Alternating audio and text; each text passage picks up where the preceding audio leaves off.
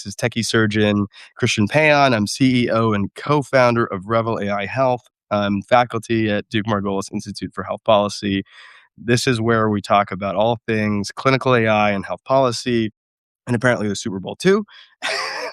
I've got my good friend and buddy, Dr. Edward Del Sol, on the Substack Live today. I was going to say on the podcast, but on the Substack Live.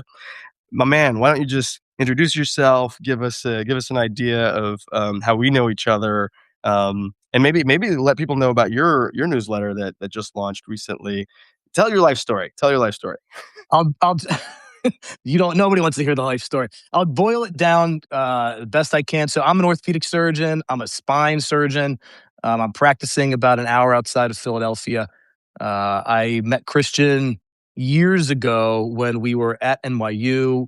I remember him being, I don't know if you knew this, right? I met you when you were Ken Eagle's research student, right? Yes. You were like the lowly guy coming out to Jamaica Hospital, pulling the charts, collating data. And I met you, and I loved you back then, but I don't know if you knew it, like before you, like 5 years before you did that, that was me. I was the Jamaica research guy.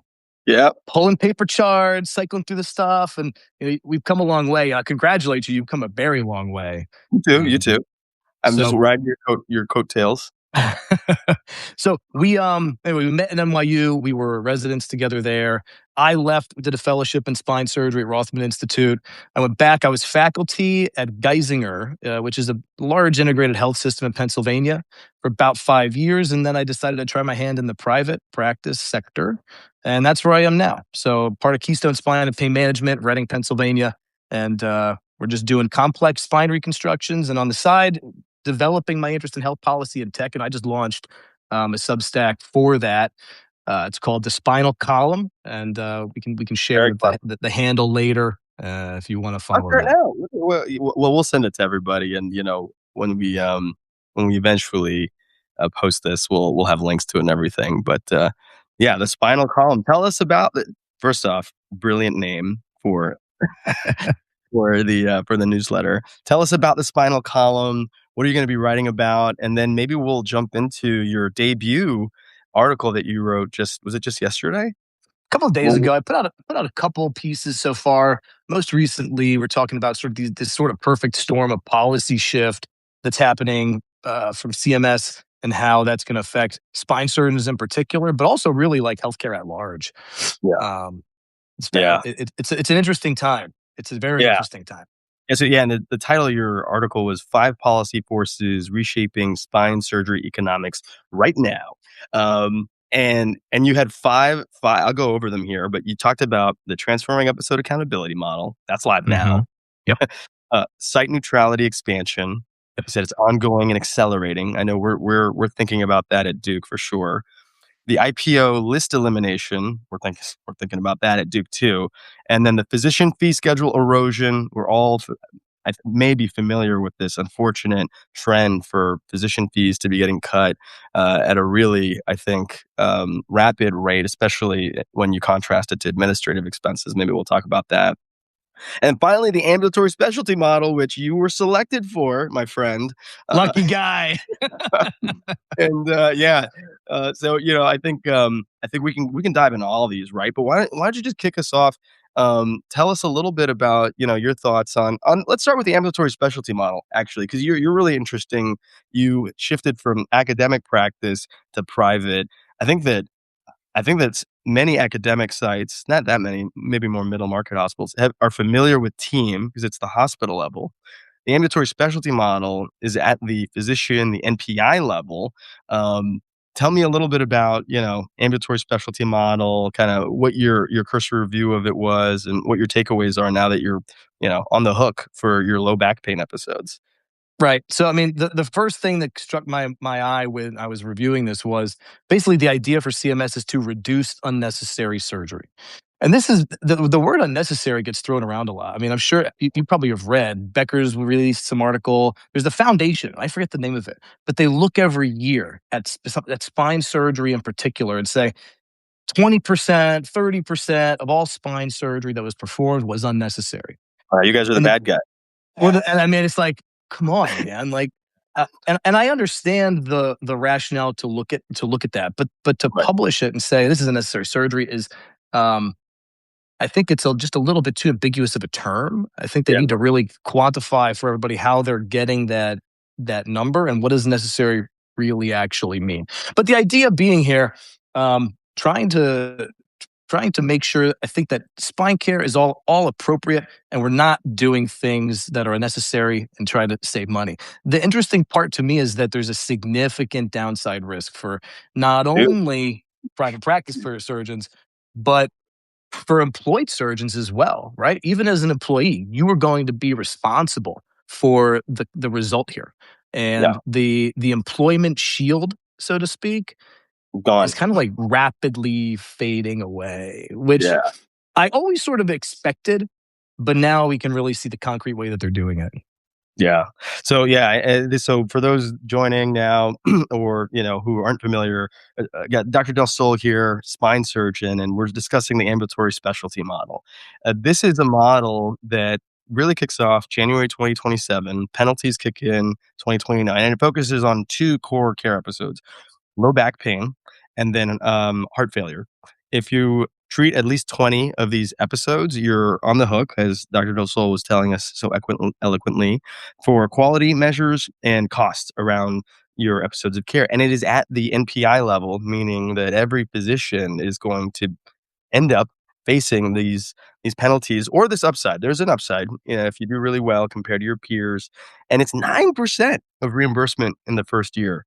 I was looking at the CMS website, and I've got a really cool, I wish I could share my screen. I've got a really cool resource where you can actually find all of the clinicians selected, and actually the organizations with the highest number of clinicians selected for this model, both in the low back pain and the heart failure pathway. But there's a little over 6,000, well, it's almost 7,000 physicians throughout the country that have been selected. And you and Keystone were selected. How are you thinking about preparing for this? And what do you think that, I mean, one, I don't know that many are aware of this model who've been selected. I think it's going to be a big surprise, but what's your strategy as you think about this particular model? Are you kind of like pushing it off and saying, I'll think about this in 2027? Are you trying to adjust the way that you collect measures now? What are your thoughts on it? Well, I mean, two things to that. I mean, one, I think if you are a practicing clinician and you have been selected for ASM, you would be a fool to push it off even for a minute because this to win this game, and I think to win the team bundle game, to win the Mm. physician fee service game, to win the ASM game, you need to be strategizing like yesterday about how to get there because it's going to require not just your thoughts, it's going to require active implementation, development of a legitimate strategy, potentially capital expense depending Mhm. on what your strategy is going to be. So no, the answer is not let's wait until 2027. We'll figure it out. It's going to be okay. The answer is we got to figure this out right now and start putting in place the guide rails that are going to prevent us from veering off into a 9% loss on Yeah, Medicare patients, which for spine, for trauma, for joint reconstruction, I mean, that's a it's a lot. lot. That's a A lot of lot of our patients. patients. Yeah, It's a it lot of is. patients. So my question for you today was going to be what should I do? Right. So I'm you. So You know what? to disclose, Christian's the CEO of Rebel AI. Right. It's an artificial intelligence driven care management company. I do use it in my office. I act in sort of an advisory capacity to that Yeah, company. So just now that that's been disclosed, what is the appropriate strategy for me? yeah, Given the knowledge that you have in your industry, what do I do? Give me like a yeah. 3 bullet points. Totally. And I'll try to be as objective as I can always. A disclosure there that you also just had, which is great, right? I build tools around policy regulated clinical workflows, and I try to embed AI. But we'll just look at some of the requirements. You've got to collect a Westry disability index on these patients, show that you were collecting and having functional improvement for those patients over time. So it's patient-reported outcome measures. Doesn't have to be Revel, right? But you need something that's going to reliably collect those measures. You do have to screen for health-related social needs. I think that this was. I personally think this was a smart thing, actually, to have brought this in because we know that the psychosocial factors impact patients' progress and their likelihood to have a good outcome. So, you can decide how you're going to do it, but you need to make that part of your either intake, your follow-up, asynchronous coordination, wherever you'd like. Part of the requirements in this measure also include coordination with primary care. So you have to set up actually a collaborative agreement with your primary care physicians. Um, and the way that we're doing this at Revel, right, is we're going to be approaching clinicians and we're going to integrate near EHR and try to take care of a lot of this asynchronously, longitudinally, and in an automated fashion. I do think that systems of record will help a lot of clinicians get past some of these quality measures, at least the interoperability requirement, right? It'll probably be clunky, but you'll be able to distribute some of these questionnaires. I think the harder part is, there's a cost component to the model. And none of us, I don't think, even me in an academic health system, but I don't think a lot of us have a good handle on what our relative cost of care is for our patients. And, I think it's one thing, like you said, to avoid unnecessary procedures, if you will, or, what's been deemed unnecessary. I think it's another to try to put things in place that will help the patient have a cost contained outcome that largely is outside of your control. Like when you see somebody for low back pain and they get bundled into these episodes, and you especially you as a surgeon, and probably do a real good job. You say, hey, like you don't need surgery. How are you going to control that patient's outcome once they leave your office? I think that's the part that people need to think about. Are you going to have physical therapy resources? What are you going to do to try to reduce unnecessary ED utilization? I think everyone's strategy is going to be different, but what we're trying to do certainly is say, all right, like how do we design tools and software and processes that help automate as much of this as possible? And for me, that means like owning the patient journey. You identify somebody who's a low back pain, and like right then and there, you try to take as much of the variation out of the picture as you can, right? Like you collect the measure, you start having them get engaged with guideline concordant care. I think that for organizations that have more than 5 or 10 clinicians selected for this model, they're going to want to do clinician alignment and education too, right? You've been asking us for this at Revel, and like this idea of a scorecard for the clinician. Like, all right, like are my patients getting better when they leave here, whether it's for surgical care or non-surgical care? I like that you have thought of that. A lot of clinicians and health systems are just thinking about collection and activity. I really think that physicians selected for this model and hospitals selected for team got to think about outcomes. So, obviously, I'm not going to turn this into a pitch. Like we'll contain links to the infrastructure we're building that augments clinician workflows with AI, but those are the pieces of the puzzle that I think need to come together. Yeah, I always thought about value-based care. I mean, when we were at NYU, it was like we were at the focal point, like the origination point of bundled payment systems, strategizing around that. When I came in as an intern, total knee replacement stayed for 3 days in the hospital. Crazy. When I left as a chief, total joint replacements were like 60%, 70% home same day. I mean, Yep. it evolved so rapidly and under great leadership. I mean, Joe Zuckerman, Rich Iorio, like fabulous leadership to deliver that. But it was a tremendous change. And the question that I always asked about value based care, because I went and I read Michael Porter's book on value based care, and if you haven't done that, you should. He talks about like a very very specific idea here, which is that organizations and even down to like the individual physician, you're competing on value, you're competing on cost and Mm. outcome. The genesis, the development of value based care as we know it now is not really that. Patients don't have a market to really choose from. They're captured by their insurance network. There's not real competition on outcome. But I No. think that there will Yeah. be. And having that scorecard in place, knowing how your patients do, and being able to benchmark it against your competitor, you know, 30 minutes, 1 hour, 2 hours down the road, Yeah. is going to be a big deal as we go through this.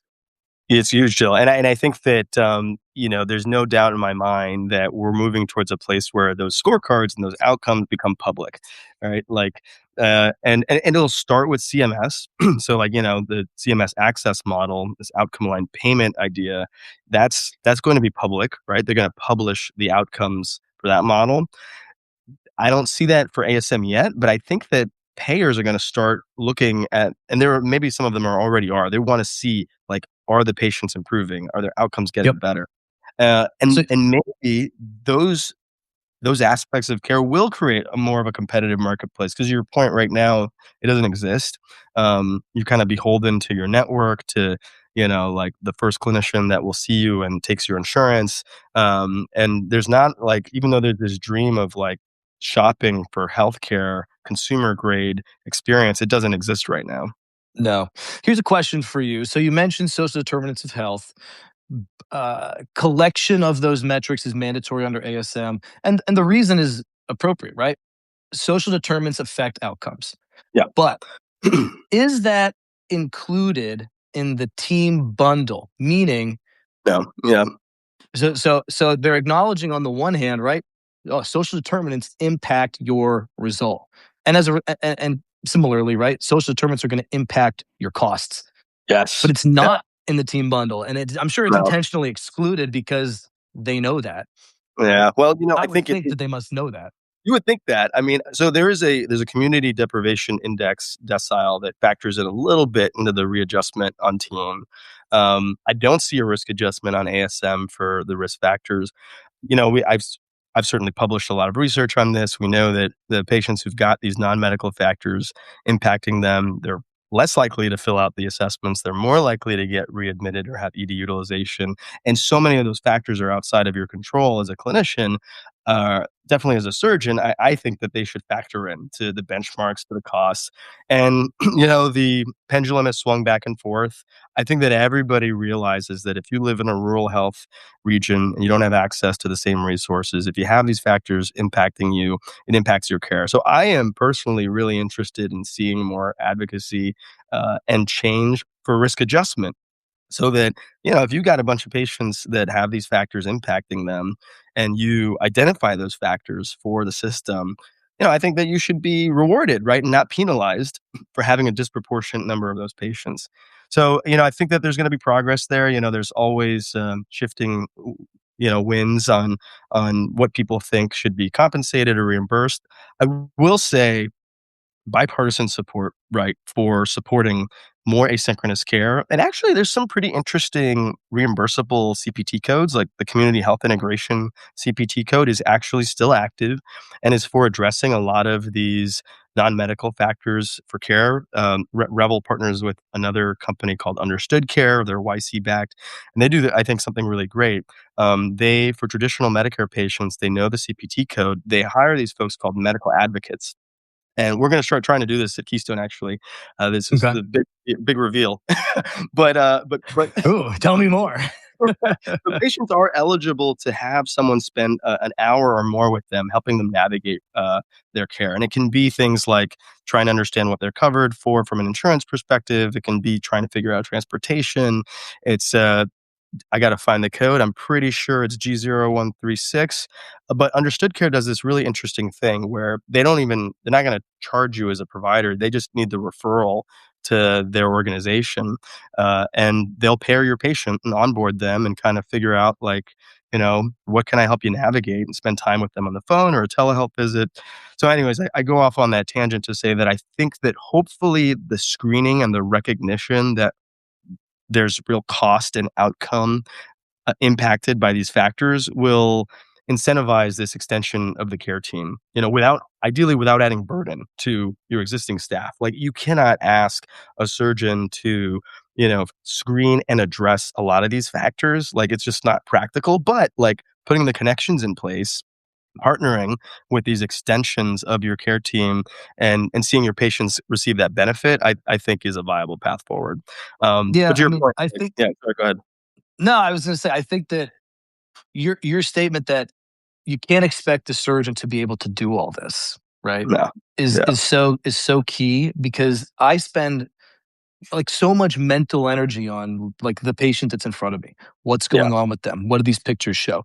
And you know, no, I know nobody on this knows me or what I do, but I do a lot of complex spine, right? hard surgery, Things man. that are, yeah, like Yeah. not bread and butter. Patients coming in like 6, 7 back surgery conversation, you know, multiple revisions they've already had, just challenging patients to even just to figure out what's going on with them. And the symptom is almost always the same. My back hurts. Right. So it's Yep. like, okay, how do we get from that to a real legitimate treatment strategy, whether surgical or non-surgical, in a Cool. complex population? So I don't have the time or bandwidth on a daily basis to No. be looking for all these pieces of the puzzle that CMS is going to be requiring. So Yeah. this is where, you know, technology is going to have to step in, and thank God it's gotten a lot smarter and becoming and I mean it. Yeah. It's been a wild ride to see the evolution of these large language models and what they can really do. I mean, it's only really been like when did GPT 2020 three, 2022, right? Like late right? So it's 2020. Yeah. but like in the popular culture, in the mind of popular Wow. culture, I feel like Maybe it's 2 really years. just kind of skyrocketed in the last 18 months, right? So Uh-huh. things have changed dramatically. It's a really fun time to be in medicine, although it's a little bit harrowing. It's still really fun. I will say that. If you like 100%. problem solving, because Yes. there certainly is a lot of that. 100, yes, yes. And I wanna just double click on something you said. You do complex spine surgery. You went to school for a decade plus, right? A mix of Hmm. training. And I think that the system should want you to be able to dedicate as much cognitive effort to that process, right? And your patients do too. Like they're trusting you with their bodies and with fixing a problem that if you don't do appropriately could paralyze them. I mean, there's a ton of trust and stress. And so I think like there has to be a balance of capturing this information that we know impacts care and costs while not further burdening the clinician to distract them or detract their cognitive effort from what they're really there to do for patients.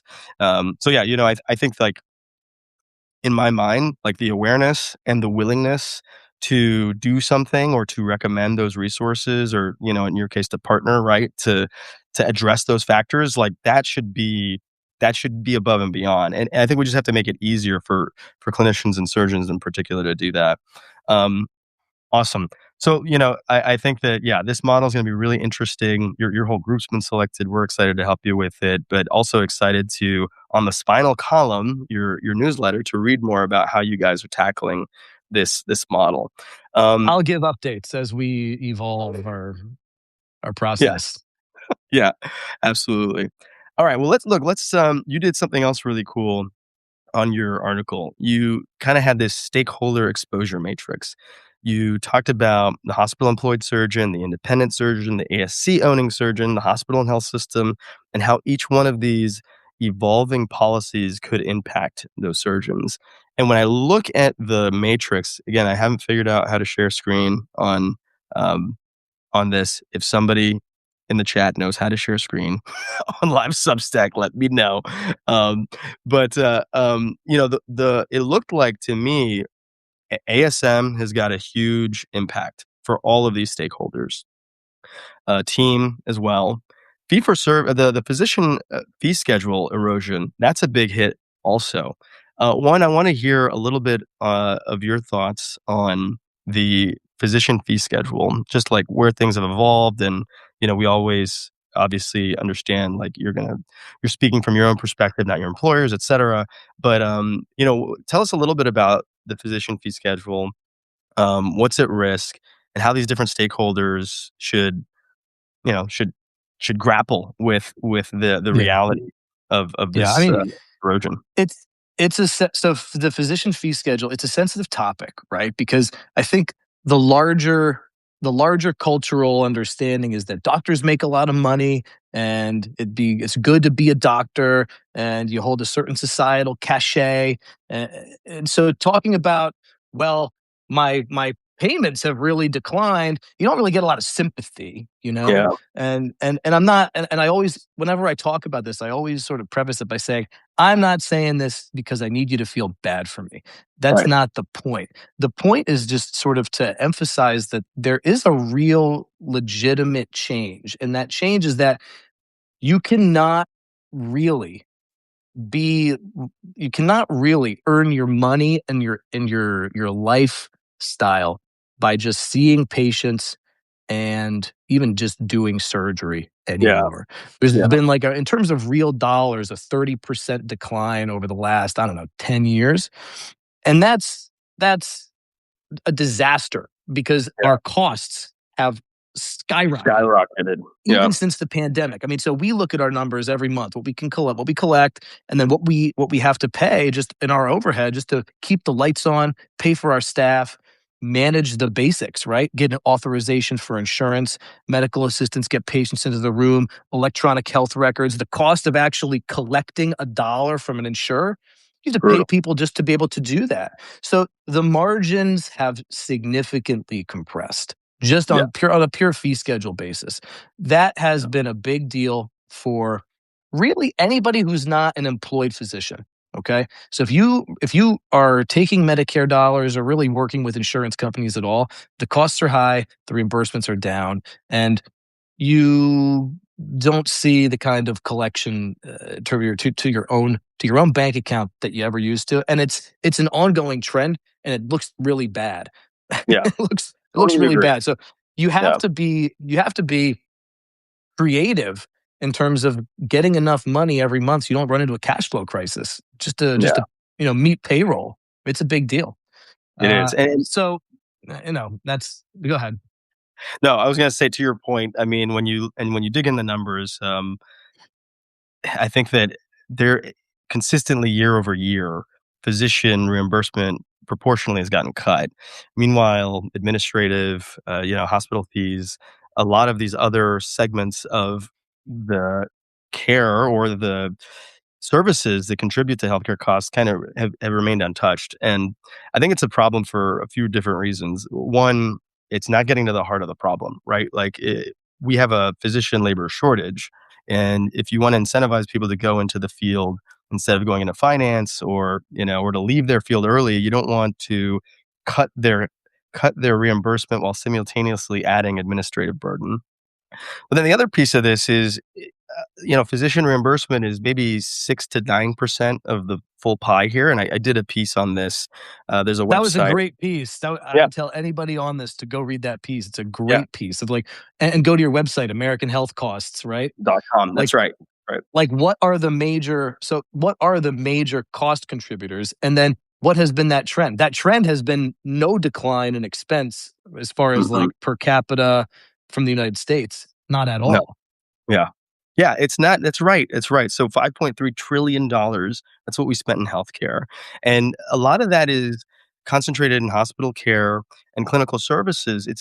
But the other piece of this is we're just seeing huge spikes in utilization, and I think that our approach you know, to addressing this has just been backwards. Like, we need to transition into systems that attack healthcare upstream that make us get better reimbursed for accountable care, sure. But that also, I think like if there's a place to cut the funding, it's not for the pieces of the puzzle that we have a labor shortage in and that we have not seen contribute as much to the full spend in the pie. I think we have to really scrutinize where the cost is concentrated and the reasons for the cost increasing, and it's not physician pay. I think it's fair for folks to have some degree of scrutiny here, and everyone has their own perspectives. But I always say, trust in God, and all others must come with data. And look at the data, my friends. Like, you just have to look at the data, and I think that is what should inform our policy. So, anyways, maybe that's beating a dead horse. For those who are just joining, welcome. This is our first Substack Live at Techie Surgeon. I'm joined by my good friend, spine surgeon, Dr. Edward Del Sol, also author of the newly launched Spinal Column. Definitely check him out on Substack. Um, We've just spent the last half hour or so talking about emerging health policy with a focus on the ambulatory specialty model, and we've been talking a little bit about the physician fee schedule and healthcare expenditures. Let's pivot a little bit. Let's talk. Yeah. Let's talk clinical AI. Both kind of like what you see as the way that clinical AI will actually impact clinical care from you, and you have a unique vantage point because you've crossed from the academic system to private, so you can understand the perspective of both. How's that going to change over the next 5 years, in your opinion? And if there are builders in the audience, there's folks that are trying to build technology to help clinicians and to address care. Where do you think it's going to work? Where do you think it's not going to work? So we'll start with those two, right? Your vantage point, where you think builders should focus from a clinical AI perspective. After this, we'll talk about how you use it in your everyday life, because I think that's the other question, right? Is we've got folks in the audience who are like, oh man, like clinical AI is one thing. Like, just I want to use AI to improve my life day to day. So let's do that. I know I gave you three questions there. We'll start with the first two.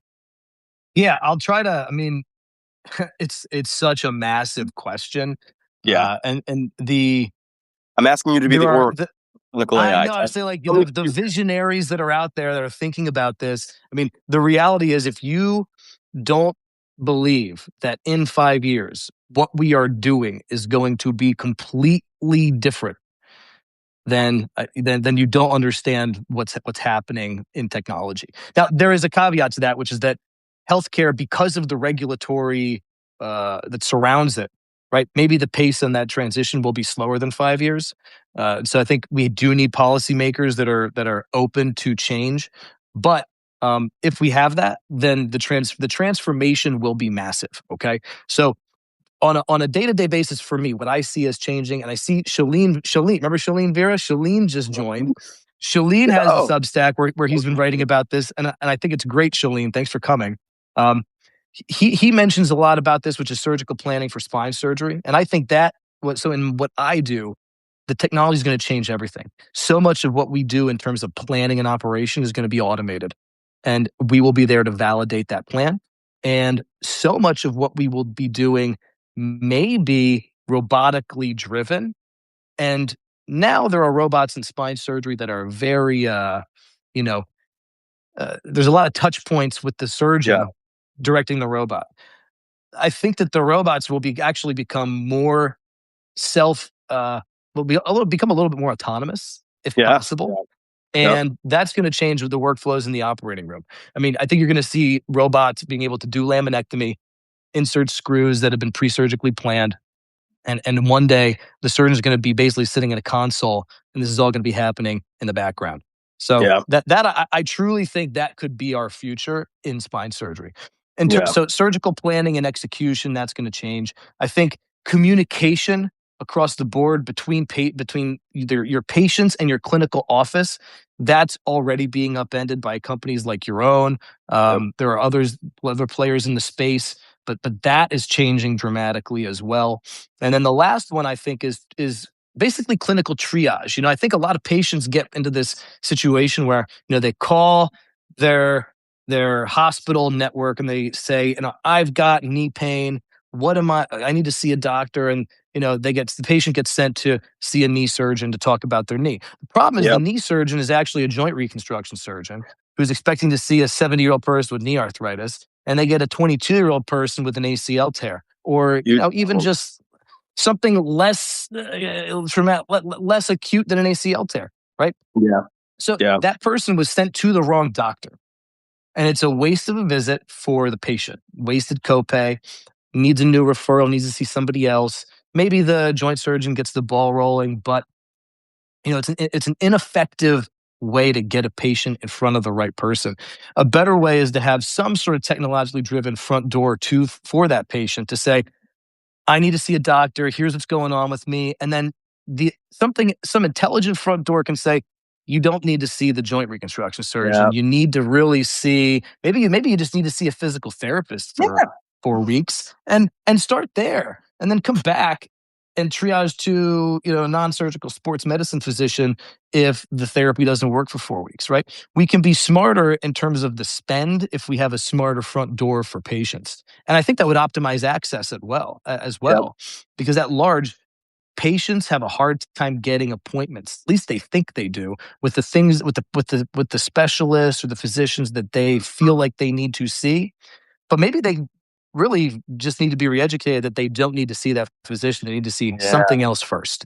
Yeah, I totally agree with you. So all the things you said, I think the way that technology is changing in the operating room is pretty interesting. And we've been using robots and navigation for some time, and how generative AI will change those technologies is really interesting, especially as we're talking about shifting to the outpatient setting and trying to contain costs. It's going to be interesting to see how robotics adapts to these kind of shifting priorities that really are asking us to show the report card on ROI and value for these technologies. But I do think it's going to change, and there's a lot of potential there.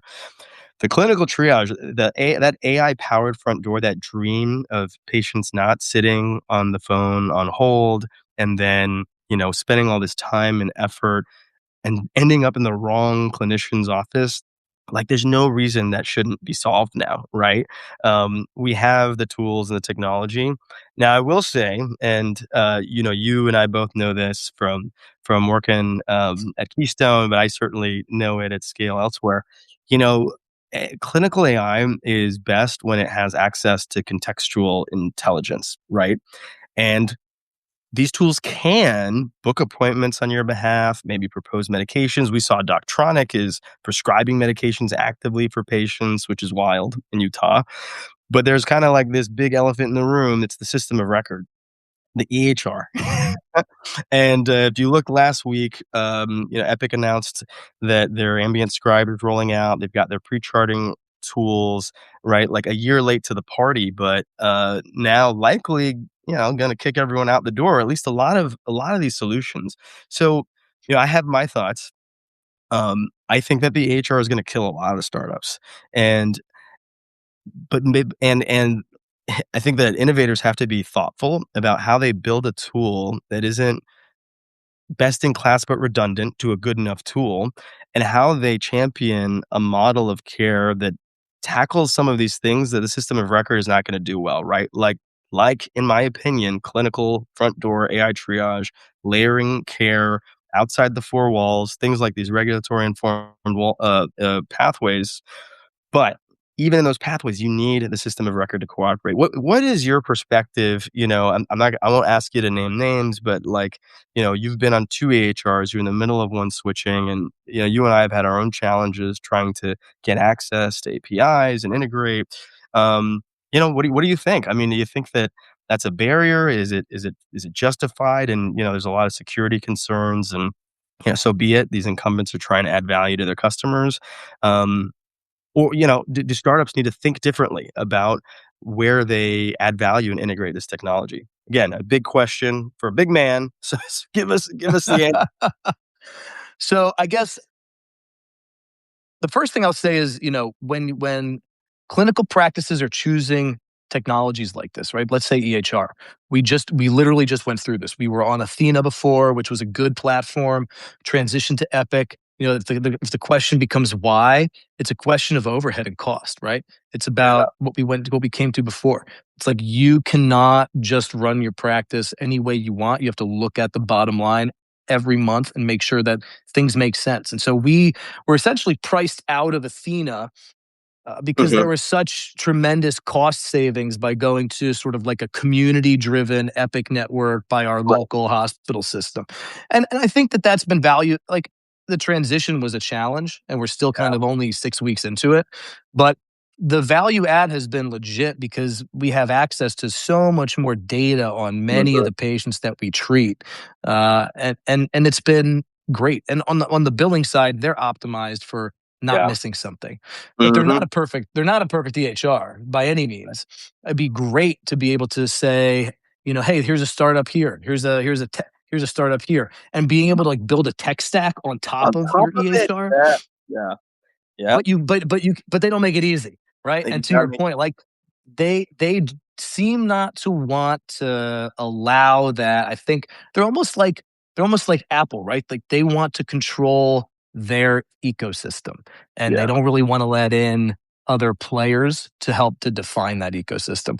And I understand probably on on an operational side for them, it might be a freaking nightmare if there's 1,000 Right. startups that want to plug in to their Yeah. EHR. And, I could understand that. But at the same time, it almost brings up like an antitrust Mhm. taste, Yeah. puts like an antitrust taste in my mouth when when we hear like, hey, we're trying to get a company like Rebel AI integrated into Epic so that we have scribe integration, we have appointment scheduling, we have interactive comms between the AI platform and our patients who are in my chart.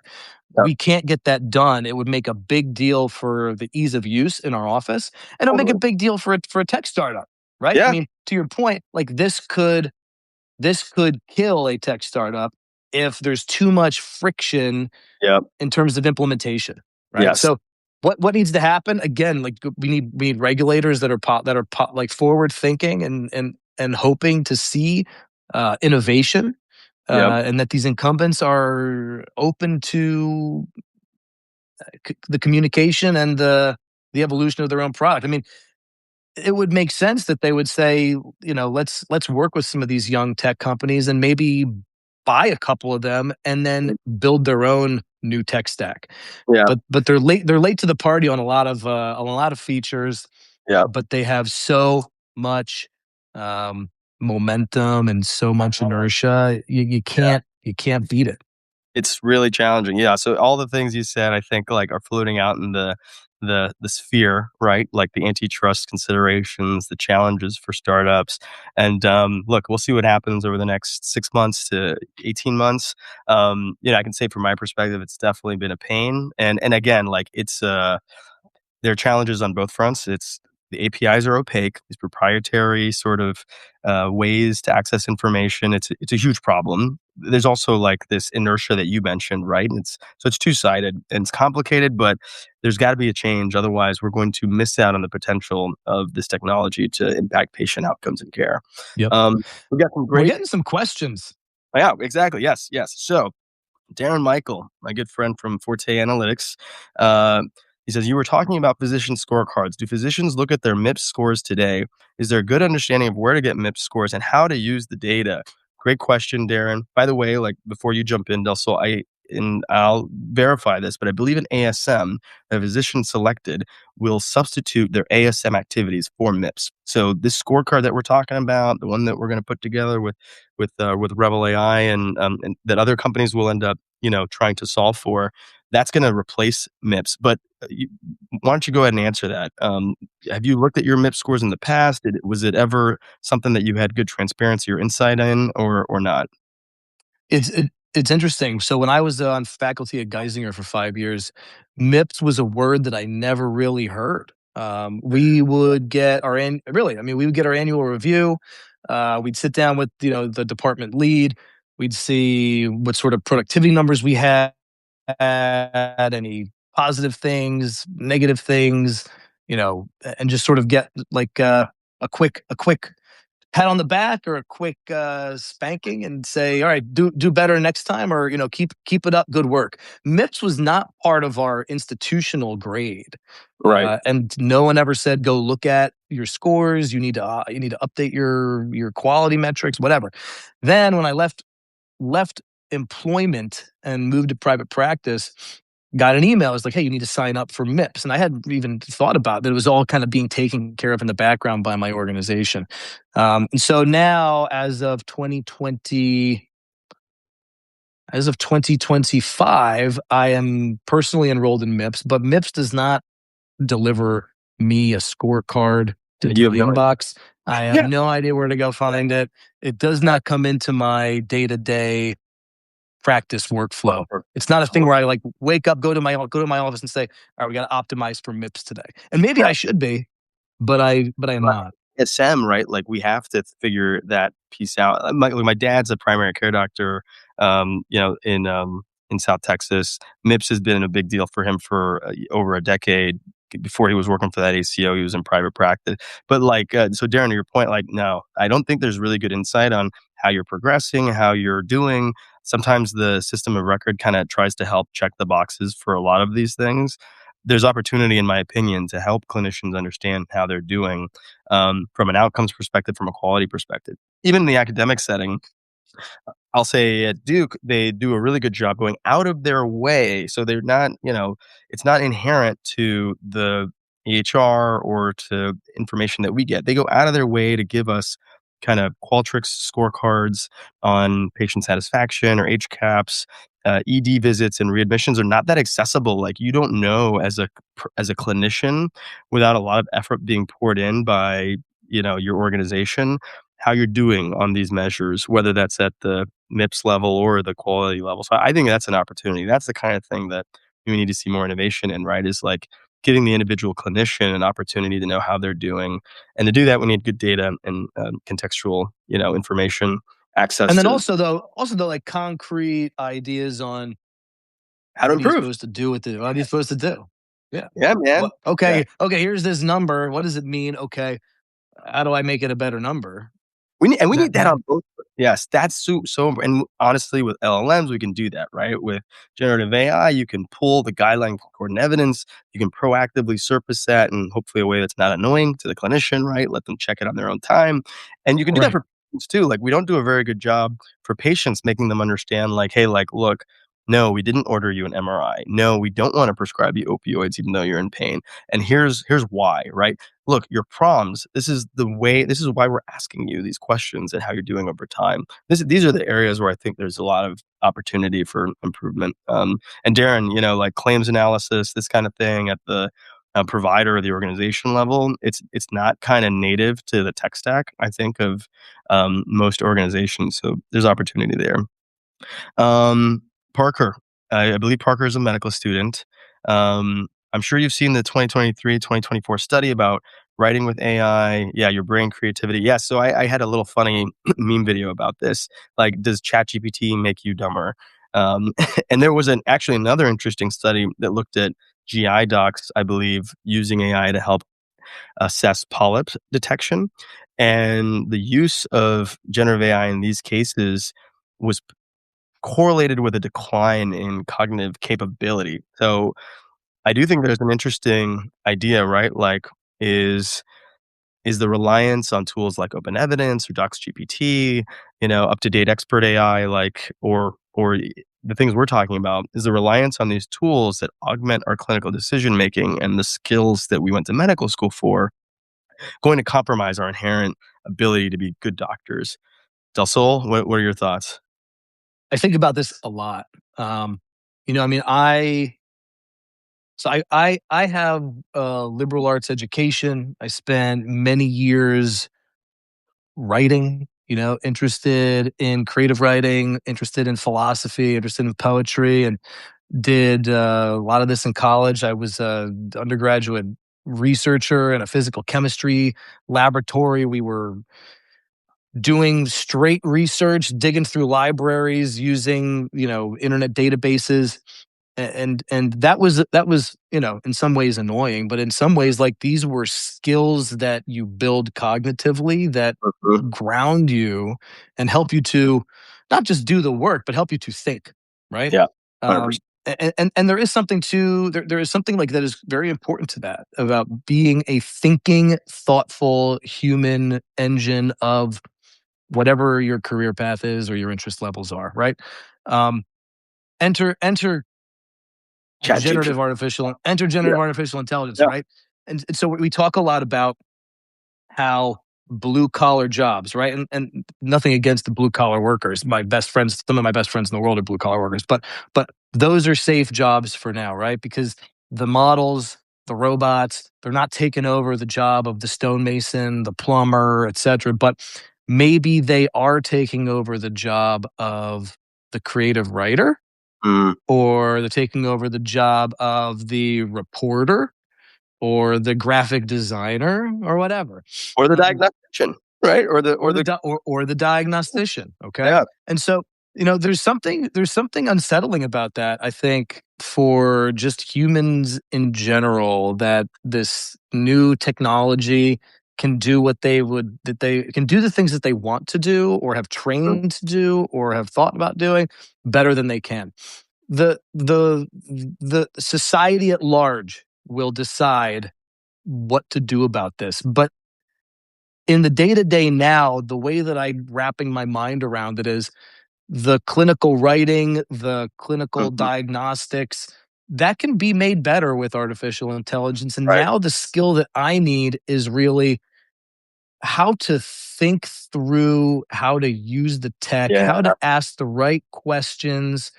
Connect I with your think I patient. think how Yeah. to connect on a human level with my patients. Those are the things that are becoming more of where my brain is. It's not so much the technicals as it used to be. Will that hurt that part of my cognitive brain that I'm not doing the technicals of research? Uh, yeah, yeah, but there are probably other parts of our brains that are going to be opened up by interfacing on a daily basis with technology like this. I think it's just a sea change in the way we think and work and behave as humans, and I think the philosophers of the future will be digging into this more so than I can. But there's a lot to it. There is.